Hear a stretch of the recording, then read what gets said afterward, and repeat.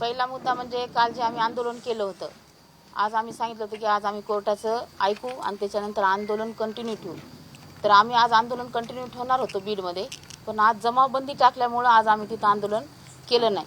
तरी पण कालच्या ज्या आंदोलनामुळं जे अण्णांचे जे काही प्रेमापोटी जे काही समर्थक लोक आहेत ते आपापल्या ठिकाणी आपापल्या परीनं त्यांचे आंदोलन आज त्यांनी चालू केलेले.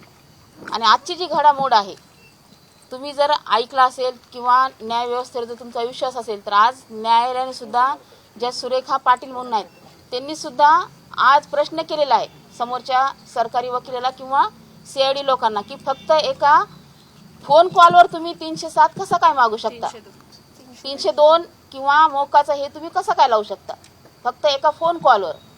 आणि काल जो प्रकार झाला, परवाच्या दिवशी जो स्टंटचा प्रकार झाला, मी काल ओरडून सांगितलं होतं की शेवटी न्यायव्यवस्था कुठंतरी कुणाच्या तरी हातामध्ये कुणाला तरी बळी पडलेली आहे हे आज प्रकर्षानं जाणवलं. फक्त एका स्टंटमुळं, लोकांच्या मागणीमुळं, चुकीच्या मागणीमुळं जर आज तुम्ही माझ्या माणसाला अडकवलं, ते बरोबर अडकवलेलंच आहे. ठीक आहे, तुम्ही अडकवले ना, तुम्ही अडकवाच, पण शेवटी आम्ही हे न्यायव्यवस्थेच्या ह्यानंच चालणार आहेत. कितीही तुम्ही अडकवण्याचा प्रयत्न केला तरी सत्य काय शेवटी लपून राहणार नाहीये, ते समोर येणारच आहे. तुम्ही तुमचा खेळ केलेला आहे, तुम्ही तुमचे कारस्थानं करून जे अडकवण्याचा प्रकार केलाय तो केलेलाच आहे. ठीक आहे, अडकवलंय तर अडकवा तुम्ही.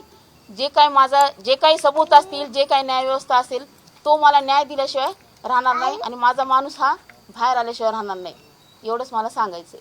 काल आपल्याला पोलिसांनी काल मला आश्वासन दिलं होतं, काल तुम्ही तुमचं जे आंदोलन होतं काल ते स्टॉप करण्यात आलं होतं, स्थगित करण्यात होतं. आता काय तुमची पुढची दिशा काय असणार आहे? पुढची दिशा माझी मला जर काही परत काही गोष्टी हे वाटल्या तर मी माझं आंदोलन तर ह्या माध्यमामधून मी माझे प्रश्नाचे उत्तर देऊन ह्या माध्यमामधून माझं आंदोलन हे चालूच राहणार. मी एक न्याय मागणारच आहे. आता उदाहरण द्यायचं झालं तर आज जरांगे पाटलांना न्याय मागितला कुणी, संतोष देशमुखाच्या फॅमिलीने. संतोष देशमुख सारख्या व्यक्तीसोबत जे काही कुकर्म झालं, तो सुद्धा माझा बांधव असल्यासारखाच आहे. त्याच्यासोबत जे काही कुकर्म झालं त्याला न्याय द्यायला आज जरांगे पाटील तिथं जातात. मग मला न्याय कोण देणार आहे? आज माझ्या नवऱ्यावर सुद्धा अन्याय झालेला आहे. मी सुद्धा एका समाजाची घटक आहे, मी सुद्धा एक माय बहीण आहे, मी सुद्धा एक महिला आहे. तर आज महिला म्हणून मी माझ्या नवऱ्यासाठी न्याय मागते. मला न्याय कोण देणार आहे? ह्याच्यामध्ये जे काही कट कारस्थान केलं जाते, जे काही तुमचे डावपेच टाकले जात आहेत, जे काही गोष्टी तुम्ही पुढे आणून त्यांना अडकवण्याचा प्रयत्न करतायत, ते प्रयत्न करून तुम्ही पूर्ण माझ्या नवऱ्याला वेठीस धरून त्यांना डांबून टाकलेले. ह्याचा न्याय मी मागायचं कुणाकडं? मी आज जरांगेकडेच न्याय मागते माझा, की तुम्ही जसा आज मराठा समाज म्हणून तिथं जाऊन न्याय मागतात, तर मी सुद्धा आज मराठा समाजाचीच व्यक्ती आहे.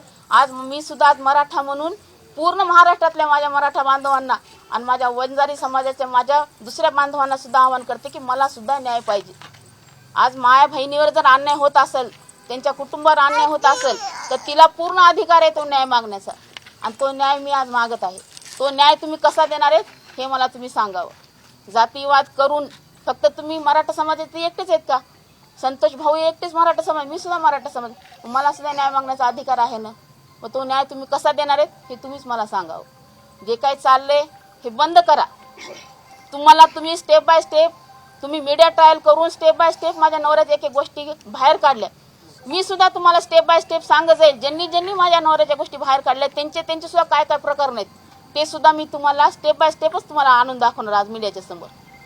आज सुरेश धस असतील, संदीप सोळंके, संदीप क्षीरसागर असतील, बजरंग सोनवणे असतील, ह्यांच्या सुद्धा अंजली दमाने असतील, ह्यांच्या सुद्धा काही गोष्टी मी सुद्धा तुमच्या समोर आणील आणि त्या सुद्धा तुम्हाला दाखवावं लागतील. त्या सुद्धा तुम्हाला मीडिया थ्रू तुम्हाला जनतेपर्यंत पोहोचवावं लागतील.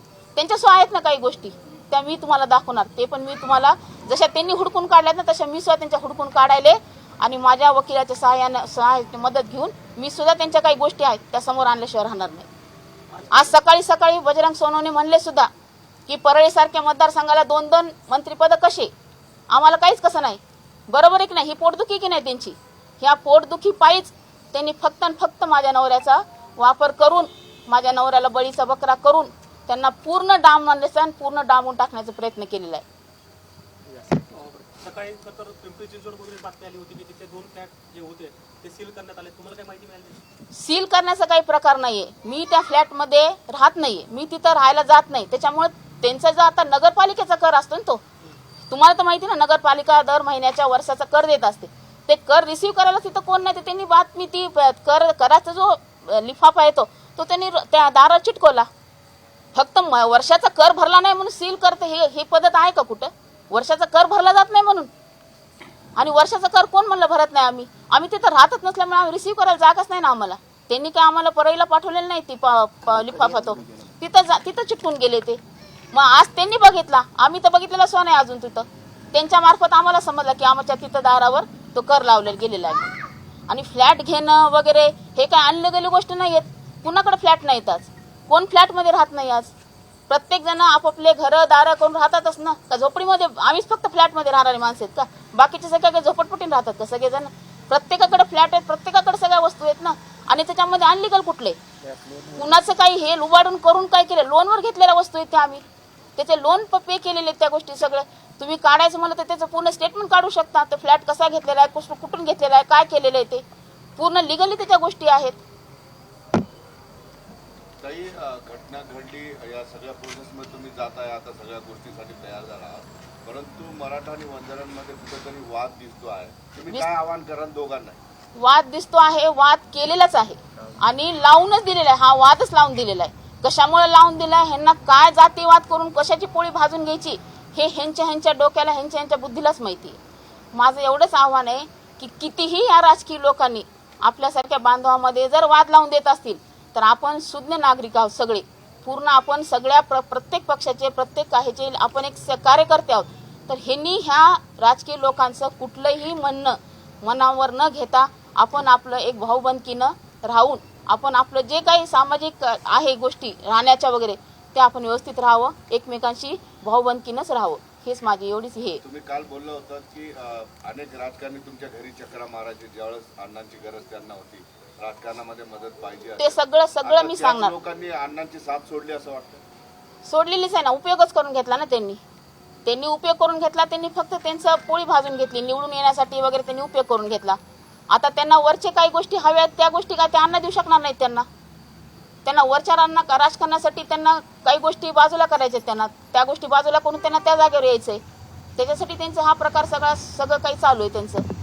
आणि ते कसे केले काय केले ते सगळे मी पुरायशी तुम्हाला दाखवणार आहे. सगळं ते लोक कसे भेटत होते, काय करत होते, त्या लोकांचे काय भानगडी दुसऱ्या ते सुद्धा सांगणार आहे. माझा एकटाच नवरा तर दाखवले हे तर सगळं सपशेल खोटंच आहे.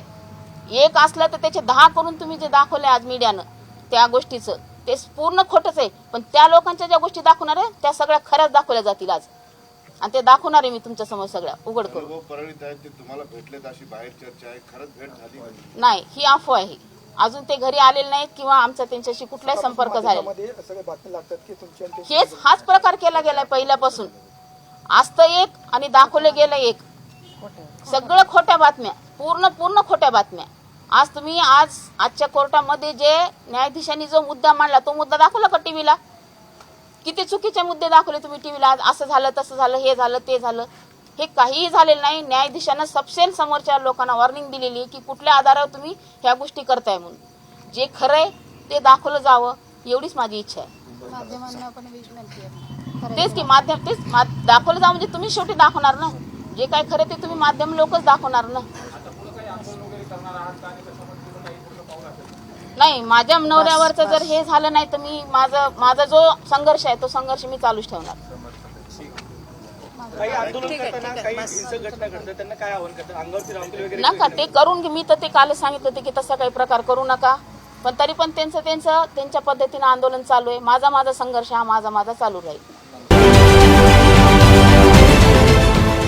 देश विदेशातील प्रत्येक घडामोडींचे लाईव्ह अपडेट मिळवण्यासाठी आता साम टीव्हीच्या सर्व सोशल मीडिया प्लॅटफॉर्मला लाईक, फॉलो आणि सबस्क्राईब करा. तसंच सर्व नोटिफिकेशनसाठी बेल आयकॉन प्रेस करायला विसरू नका.